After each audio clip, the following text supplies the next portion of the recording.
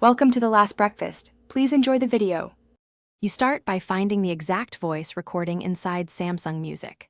Open the app and switch to Songs or Albums, search for the title, or choose the voice category to narrow results. Once you see candidate files, confirm by tapping to preview so you don't remove the wrong item. If the track isn't visible, immediately open My Files, navigate to Audio or Samsung Voice folders, and locate the file there. This step ensures you're working on the actual file stored on the device.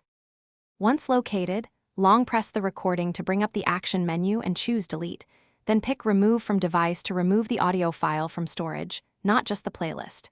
Confirm the deletion when prompted, because this is irreversible in most cases. After deletion, make sure Samsung Music and the System Media Scanner update. Close the app, wait a few seconds, and reopen to verify the file is gone. If Samsung Music only removed the list entry, proceed to clear cached media entries as the next step. To finish, clear the app cache so stale entries disappear. Go to Settings, Apps, Samsung Music, Storage, then Clear Cache.